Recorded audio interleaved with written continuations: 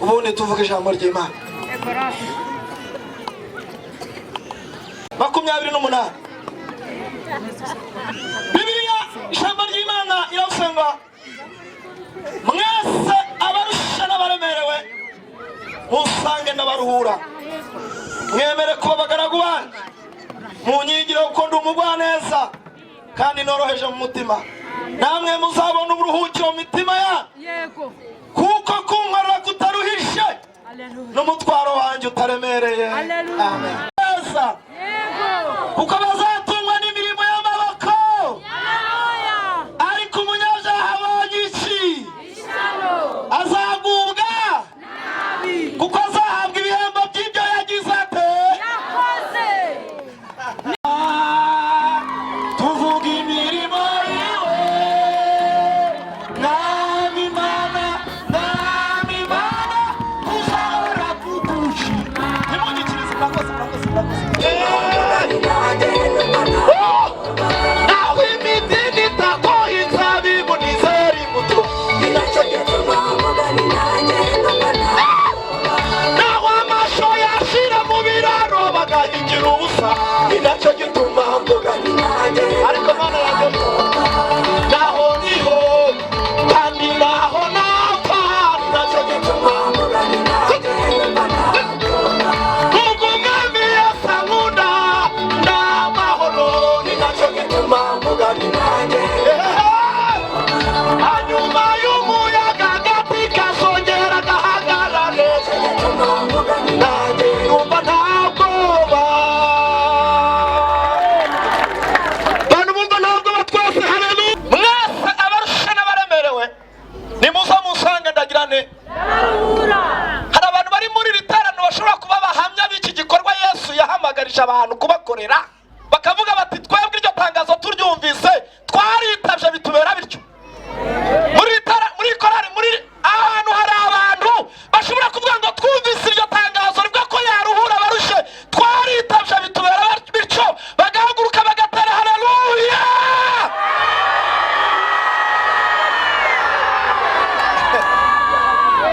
Ariko we umuririmbyi waririmbye aho tutari ari guhamya ibyo kugirwa neza na Yesu yaravuze ngo mwami Yesu ndagutambira we uri mwiza waduhuye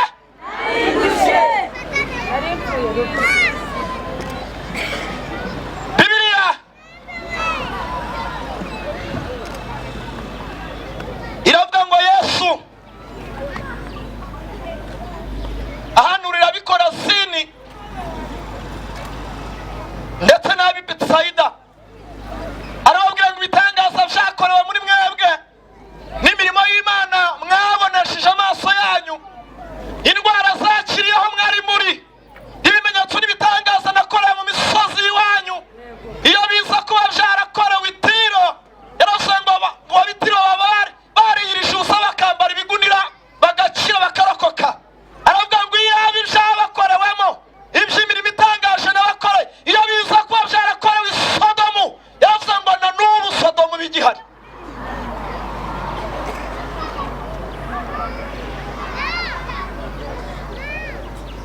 Arababwira uburyo bagiye banga kwakira ubutumwa bwiza ari gusoza ubutumwa bwiza yababwiraga rero arababwira ngo niba muri mwe hari umuntu wakumvira ijwi kandi akumva arusha aremerewe naze asange ndamuruhura. Mugoswa n'imisozi ndababona hano hari abakire hari ahantu mwigeze mwumva itangazo ry'umukire avuga ngo yewe nareke kuvuga abarusha avuga abashonje avuga ngo yemwe bashonje n'abanyotewe mwese nimuzi wanjye ndabagaburira. Mwaramwumvise kugira ngo bace akajagari niyo bafite ibirori batanga invitation bakayiho bashaka kugira ngo tutaza twese. Yes biriya biba biciye akavuyo k'abantu bumva ngo habaye ibirori inaho mu zindi mvugo zitwika baba bavuga ngo muze tujyane hagize gute baba banga rero uwo muntu wumva ko hahiye buri muntu wese akihuruza akizana. Iyo bashaka guca ko kavuye bakora ama invitation bakavuga bati uremviswe, ubwo nyine umuntu utatumiwe ntacyo ntago tumushaka hano. Ndakunda Yesu we, mwami Yesu we. Yesu we yitegereje iburasirazuba, iburengerazuba, amajyepfo n'amajyaruguru. Apana amajyepfo y'u Rwanda, no, amajyepfo y'isi, amajyaruguru y'isi, burasira bwaryo ku isi yose no mu burengera bwaryo. Aravuga ngo yemwe abarushe n'abaremerewe muze munsange n'abaruhuka. Kubera ko nshaka ko baririmbyi bongera kuririmba, numva nashaka gutinda rero. Arufa, ndashaka ko mwongera mukaririmba. Yesu yadukishije inzoka ngo amanikire utize.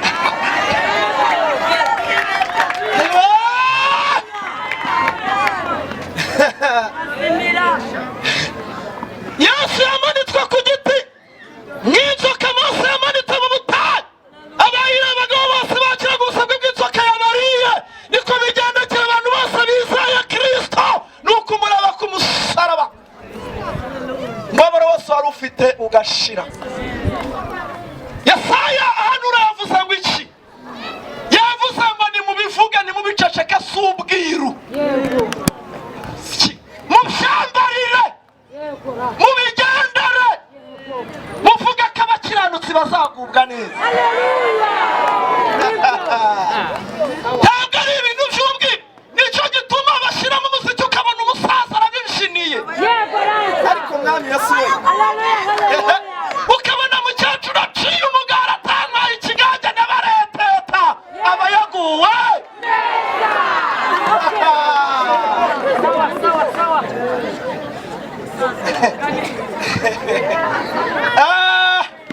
Ndenda gusoza.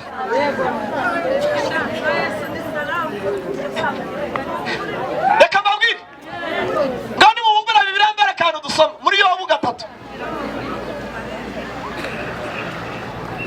Ndashaka kubabwira mu buryo burenverisi. Yobu 3:17 haravuga ngo aho niho abanyabyaha barekera kurenganya, aho niho barushe baruhukira, aho niho imbaho zose zibonera amahoro, ntabwo ziba zikihumvira ijwi ry'urenganya.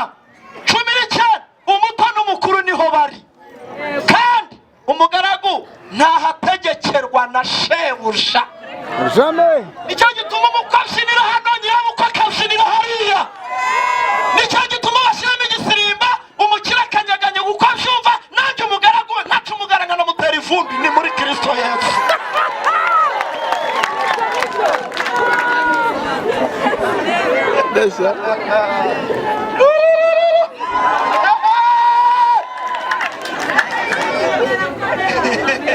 Adashobora kubyinira mu rugo rwa shebuja acyuye inka, ariko bose bakisiga utuvuta bagira mu rusengero, akajya yaba amurusha n'amavuta akamutera ivu, akavuga ati Uwiteka we urera abavuye ku ngoyi zo kuragira inka z'abandi. Yinjira muri Kristo Yesu, aho bose babonera umudendezo. Ndashaka kubwira abantu bari muri iri teraniro, muze muri Yesu.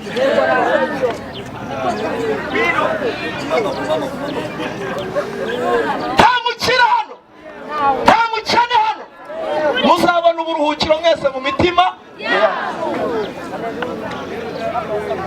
Ndashaka ko dusenga. Haleluya, haleluya, haleluya. Mutekereza iki kuja Pawulo yavuze andikira Abakorinto urwandiko rwa 2:6? Yababwira ku murongo wa 8, ndashaka kuvuga kabe, kavuga ngo dutekerezwa ko turi abashukanyi ariko turi abukuri.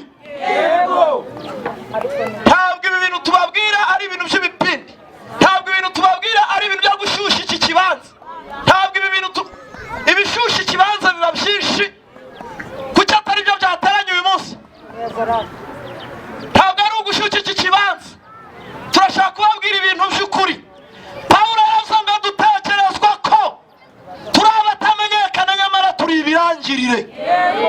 abantu bazwi Kiremuruzi harya mwavuye, abantu bazwi Kabarore bakaba bazwi Rwagitima, ariko na hariya bakaba babazi. Nimuvuga ngo turi ibirangirire. Yes, hariya naho baratuzi. Bwana sifiwe, Bwana sifiwe. Yavuze ngo dusa n'abagiye gupfa ariko turi bazima, dusa n'abahanwa ariko ntitwicwa, dusa n'abababa ariko twishima iteka. Nimwongere mwishime, mwishimira mu mwami wacu. Ndashaka kubamara umubabaro rero, nimumara nishimira kubwirana aya magambo ko umwami wacu ari bugufi gutwara itorero rye. Ndagira ngo dusenge. Yemwe abarushe n'abaremerewe, muze musanga umwami Yesu arabaruhura. Mubivuge mu byamamaza, nimunataha hari abantu bari iwanyu bataje, mubabwire ngo batubwiye ngo tubivuge ntitubiceceke, muvuge ko abakiranutsi bazagubwa neza. Ndashaka gusengera abantu bose bashaka kugubwa neza. Tewe yararirimbye aririmba amagambo Paulo yanditse, yaravuze ngo abashaka ubwiza n'icyubahiro no kudapfa babishakishe gukora ibyiza badacogora.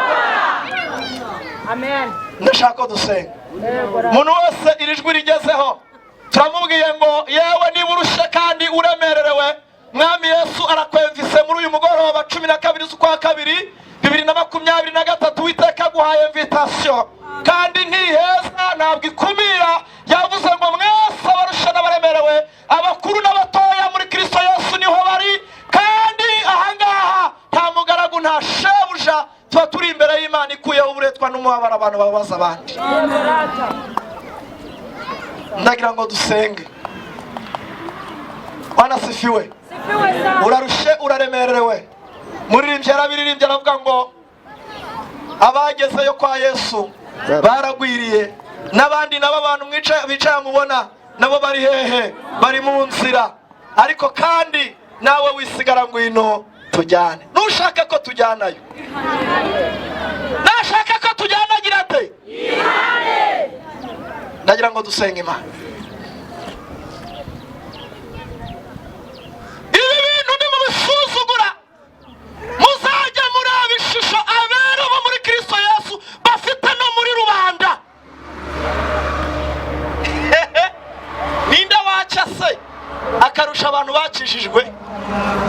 Niba ari byo kwishongora reka tunabyishongore, niba ari byo kwirata reka tunabyirate. Ninde wasa neza akabaryosha akaruta abakristo bari muri Kristo Yesu? Ninde wanigiriza akaru ninde ni ariko yive we ko turaba kwa ngoferora, ko turaba kwa ngofero. Usibye umwami Yesu ko yahingutse iwacu akatwicira umwako. Ubundi arawe shakira umusore cyangwa umugabo uba muri baratata wagira inzo bisa n'iyawe. Aha, yanyweye icyuma iyo nzobe yayikura hehe?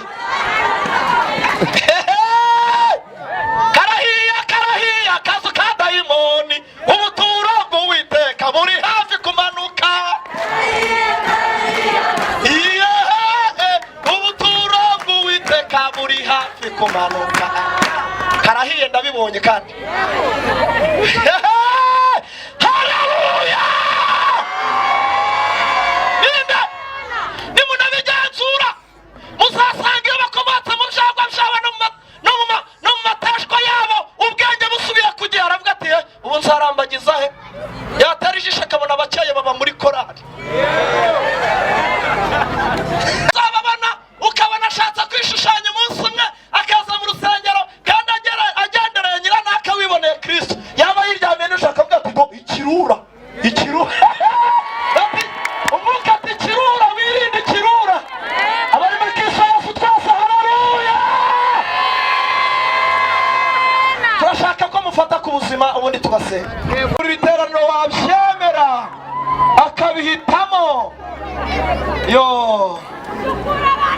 agakizwa akakira Yesu, akamwemera akaba umwami we n'umukiza w'ubugingo bwe.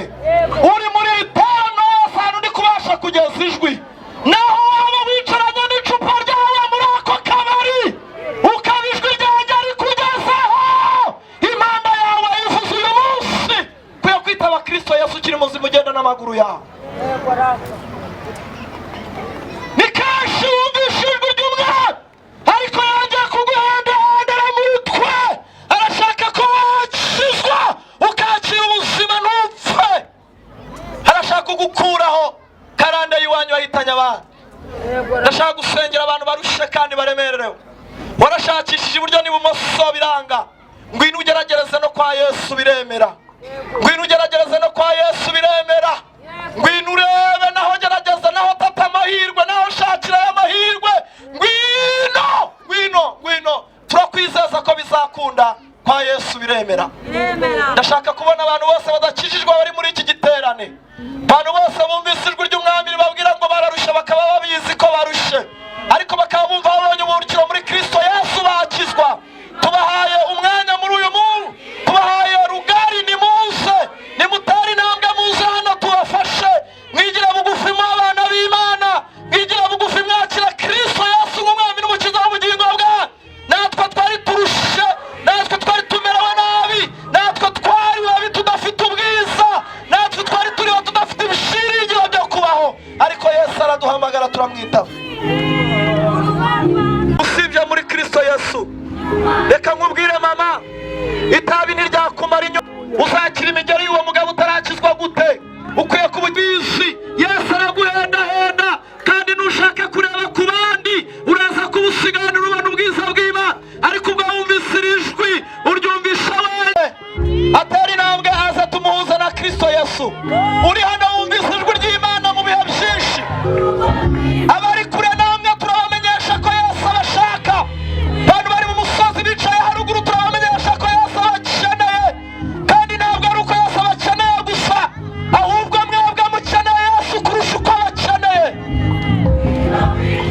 Ukeneye Yesu kuruta uko Yesu yaba agukeneye. Tera intambwe uza tugusengere, turaguhuza na Yesu ubona ubuzima, turaguhuza na Yesu ubona kubaho. Igihe bugufi tugufasha gusenga. Kiza ubugingo bwawe, kiza ubuzima bwawe, kiza amagara yawe.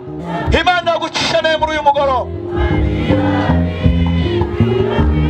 Uyu munsi ni anniversary yawe, uyu munsi ni isabukuru yawe yo gukizwa, ni umunsi utazibagirwa, ni umunsi ugiye kwakira amahoro. Ngwino tugufashe gusenga Imana.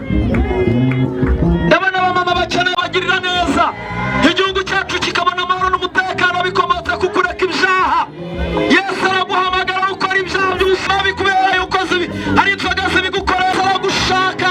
Yewe uraguza, wataye inzu y'Imana, wataye urugo rw'Imana, wavuye mu murimo w'Imana, wabaye nk'abandi. Yesu abantu bakiranuka, nimutari mu bantu baba mu nzu y'Imana bakijijwe, ntuze gutegereza kugubwa neza, oya ntuze gutegereza kugubwa neza. Imana yishimira, Imana irashaka kukwishimira, irakwishimira bigenza bite? Niwinjira mu mukumbi w'Imana. Yesu arashaka kugukiza, Yesu arakubabarira. Humura, urabona uburuhukiro mu mutima wawe. Yesu araguha agakiza uyu munsi, urakurwaho umutwaro ukuremerereye. Haleluya! Yesu araguha ubuzima, Yesu araguha ubuzima, Yesu araguha ubuzima. Tuza tugusengere, tuza tugusengere basi. Ego, reka tugusengere. Ninde wundi wumva yakizwa akazi? Amen. Mushumba muwasengere. Ababasha kumva icyo turi buvuge, ndagira ngo ngende, ndagira ngo ngende mgira amagambo mvuga ajyanye no kugirana amasezerano n'umwami wacu Yesu. Mugirana amasezerano nawe, kandi amasezerano yo icyemezo ntakuka cyo kumukora. Ibyo mwakoraga naho mwari muri muhahinduze gukorera Imana, murebe inyungu zishobora kuvamo. Uhereye umunsi abari bafite ingo zisenyutse zirongera zubakwe. Uhereye uyu munsi abaryamaga ntibasinzire, uyu munsi bitotsi bigomba kuboneka. Uhereye uyu munsi abumvaga bafite imitwaro ibaruhije ku mugongo, kandi bakumva kubaho ntacyo bibamariye gupfa biruta kubaho. Uyu munsi ubuzima burongeye burakomeje, ibyiringiro biragarutse, iminsi yo kubaho kwawe iriyongeye. Humura, Yesu ari hafi yawe. Haleluya. Amen. Reka ngende mvuga rero mugende musubiramo. Mana yacu turagushimiye, Mana yacu turagushimiye, ugize neza kuko ari wowe uvuganye natwe. Wateranije iki giterane aba ari wowe undarika. Ugize umugisha wo kumva ijambo ryawe, rikoze ku mutima wanjye. Uhereye none mfashe icyemezo cyo kwihana. Ndihannye uhereye none. Nihannye ibyaha byose nagiye nkora, ibyo nakoze ku manywa na nijoro, ibyo abantu bandebaga n'ibyo nakoze niherereye. Mfashe icyemezo cyo kubireka, sinzongera kubikora. Ndashaka kuguhindukirira, ndashaka kugukorera nkaba umwana wawe. Nkuraho imigozi ya Satani, nyandukura mu gitabo cyo kurimbuka. Ndashaka uhereye uyu munsi unyandike mu gitabo cy'ubugingo, kandi uhereye none mba umwana wawe. Ushyireho uruzitiro rwawe rukomeye, ari rwo Mwuka Wera. Undinde gusubira inyuma, undinde gucika intege, ngume mu buntu bwawe kugeza igihe uzaza kujyana itorero nanjye ukantwara. Mu izina rya Yesu. Mana turagushimiye, turagushimiye, turagushimiye. Ni wowe wararitse iri teraniro, ni wowe wararitse umukumbi wawe. Ubwo abaririmbyi baririmbaga, ubwo umwigisha yarahagurutse, abo washakaga naba. Hari n'abandi batabonye imbaraga zibahagurutse aho bicaye, ariko ijambo ryawe ntiribora. Ijambo ryawe ni umuhigi, rirahiga rikavumbura. N'uwaba adafite amahoro aho yicaye, umusajya aho ari, uyamuhe aho ari. Nuri butahe, nuri buryame, ijambo ryawe rikomeze kuba nk'inzogera mu matwi, kugira ngo ribakumbuze kugukorera. Abapfukamye aha turabasengeye, abapfukamye aha turabigingiye, ngo ubakureho umwanda wose Satani yabanduje, ubabohore imigozi ya Satani, ubakureho gukiranirwa kose mu izina rya Yesu. Nitwarire bagiraga uyu munsi bayihindure, imivugire bagiraga uyu munsi batangire kwiga kuvuga neza, kuvuga nk'abana bawe. Bitutsi byabaturukaga mu kanwa, amagambo y'ubushizi bw'isoni yabaturukaga mu kanwa, uyu munsi nahinduke.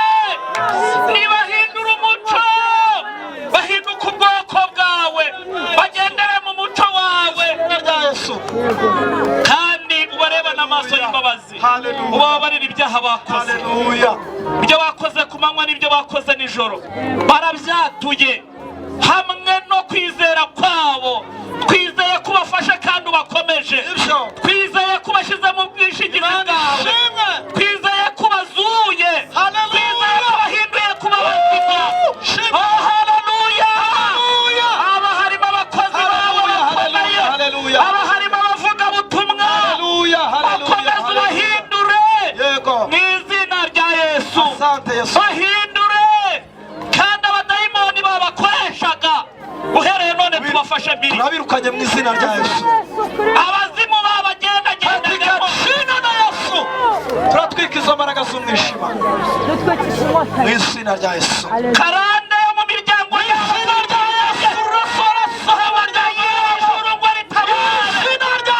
imivumo y'abakoreshaga bagendaga turayiciye, muri kavukire tubikuyeho.